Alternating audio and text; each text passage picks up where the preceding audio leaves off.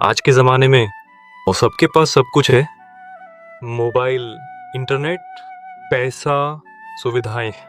लेकिन फिर भी लोग अंदर से खाली हैं। कभी आपने सोचा है हम खाली क्यों होते जा रहे हैं? शायद इसीलिए क्योंकि हमने उन लोगों को खो दिया जो हमें बिना मतलब के प्यार करते थे। ये कहानी है मेरे दादा की और उस चिट्ठी की जिसे पढ़ने की हिम्मत मुझ में सालों तक नहीं थी। पुराना जमाना जब वक्त था, ये बात है करीब 50 साल पहले की। वो जमाना जब गांव में सूरज के साथ दिन शुरू होता था और चांद के साथ खत्म। ना अलार्म की आवाज, ना भाग दौड़। मेरे दादा इसी गांव में रहते थे। मिट्टी का आंगन, पीपल का पेड़ और एक पुरानी सी चारपाई। उनकी पूरी जिंदगी बस इतनी ही थी। लेकिन वो आदमी जिसके पास ज्यादा कुछ नहीं था, वो हमें सबसे ज्यादा देता था, वक़्त। दादा ज्यादा बोलते नहीं थे, लेकिन जब बोलते थे तो उनकी बातें दिल में बैठ जाती थीं। वो सुबह खेतों की तरफ जाते, शाम को मंदिर और रात को चारपाई पर बैठकर मुझे पास बुलाते। आजा बेटा, आज कहानी सुनाता हूँ। उनकी आवाज में अजीब सी गर्माहट थी। मैं उनका सबसे छोटा पोता था। शायद इसीलिए सबसे ज्यादा प्यार भी मुझे ही मिलता था। वो मुझे कंधे पर बैठाकर पूरे गांव का चक्कर लगवाते। लोग कहते, देखो दादा अपने राजा को घुमा रहे हैं, और दादा मुस्कुरा देते। उनकी मुस्कान में कोई दिखावा नहीं था। दादा अक्सर कहते, बेटा, इंसान कितना भी बड़ा हो जाए, अगर वो अपने से छोटे को आंख में आंख डालकर नहीं देख सकता तो वो छोटा ही रहता है। उस वक्त मुझे ये बातें बोर लगती थीं। मैं सोचता था ये सब पुरानी बातें हैं, आज का जमाना अलग है। काश मैं गलत साबित ना होता। वक्त बीतता गया, मैं बड़ा हुआ, पढ़ाई के लिए शहर चला गया। पहली बार दादा से दूर स्टेशन पर उन्होंने मुझे गले लगाया और धीरे से कहा, जल्दी लौट आना बेटा। मैं हंस दिया। मुझे लगा मैं हमेशा यहीं रहूंगा। शहर अलग था, तेज, मतलबी और अकेला। यहाँ कोई किसी का इंतजार नहीं करता। काम, ऑफिस, लक्ष्य, सब कुछ जरूरी था। सिर्फ दादा नहीं। फोन आता तो मैं कह देता, हाँ दादा सब ठीक है, लेकिन पूछने का वक्त कभी नहीं निकाला। आप कैसे हो? दादा हर हफ्ते फोन करते। मैं कभी बिजी होता, कभी थका हुआ। फिर बात करेंगे।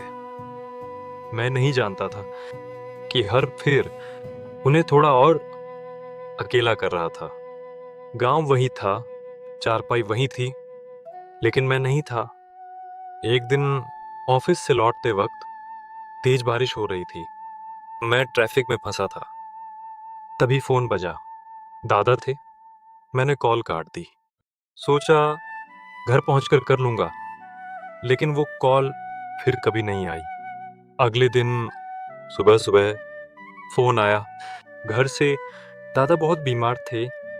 मैं भागा। ट्रेन में बैठकर मुझे पहली बार डर लगा। डर इस बात का नहीं कि दादा बीमार हैं, डर इस बात का था कहीं देर ना हो जाए। जब मैं पहुंचा, दादा चारपाई पर लेटे थे, बहुत कमजोर, लेकिन आंखें मुझे ढूंढ रही थीं। मैंने उनका हाथ पकड़ा। वो बोले, आ गया मेरा बेटा। मेरी आवाज गले में अटक गई। उन्होंने बस इतना कहा, अब बैठ जा। काफी दिन हो गए। मैं बहुत कुछ कहना चाहता था, माफी, पछतावा, प्यार, लेकिन शब्द नहीं निकले। दादा ने मेरी तरफ देखा और बोले, तू बहुत भागने लगा है बेटा। फिर चुप हो गए। अगली सुबह दादा नहीं रहे। गांव में सन्नाटा था। वो चारपाई खाली थी और पहली बार मुझे समझ आया, कुछ जगहें आदमी से ज्यादा उसकी मौजूदगी से भरी होती हैं। दादा के जाने के बाद मैं उनकी अलमारी खोल रहा था। पुराने कपड़े, एक घड़ी और एक बंद लिफाफा। मेरे नाम, मेरे हाथ कांपने लगे। मैं उस चिट्ठी को खोल नहीं पाया क्योंकि डर था अगर मैंने पढ़ लिया तो मैं खुद को कभी माफ नहीं कर पाऊंगा। मेरे हाथ में वो लिफाफा था, साधारण सा कागज, पुराने जमाने की लिखावट और ऊपर लिखा था मेरे बेटे के नाम। मैं उस चिट्ठी को खोल नहीं पा रहा था। डर था, डर इस बात का नहीं कि उसमें क्या लिखा है। मैंने धीरे से लिफाफा खोला। कागज थोड़ा पीला पड़ चुका था, शायद बहुत पहले लिखी गई थी। मेरे हाथ कांप रहे थे जब मैंने पढ़ना शुरू किया। मेरे प्यारे बेटे, जब तू ये चिट्ठी पढ़ेगा तब मैं शायद इस दुनिया में नहीं रहूंगा। मुझे नहीं पता तू कब पढ़ेगा, लेकिन इतना जानता हूँ तू जरूर पढ़ेगा। यहाँ तक पढ़ते पढ़ते मेरी आंखें भर आईं। ऐसा लग रहा था जैसे दादा सामने बैठकर बोल रहे हों, बेटा, मैं तुझसे कभी कुछ मांग नहीं पाया। जब तू छोटा था तू खुद मेरे पास आता था। जब बड़ा हुआ मैं तुझे बुलाने लगा और जब तू और बड़ा हुआ तो मैं चुप हो गया। ये लाइन मेरे सीने में सीधे लगी। मुझे पता है तू बहुत व्यस्त है। शहर की जिंदगी आसान नहीं होती, लेकिन बेटा, बूढ़े आदमी का दिन बहुत लंबा होता है। मैं पढ़ते पढ़ते रुक गया। मुझे याद आया दादा शाम को चारपाई पर बैठे रास्ते की तरफ देखते रहते थे। हर शाम मैं सोचता हूँ आज मेरा बेटा फोन करेगा, और जब फोन नहीं आता तो मैं खुद को समझाता हूँ शायद वो थक गया होगा। मेरे हाथ से कागज गिर पड़ा। मैं रो रहा था। बेटा, तू कभी बुरा नहीं था, बस जिंदगी तेज हो गई थी और मैं पीछे छूट गया था। ये पढ़कर मुझे एहसास हुआ दादा ने कभी शिकायत नहीं की।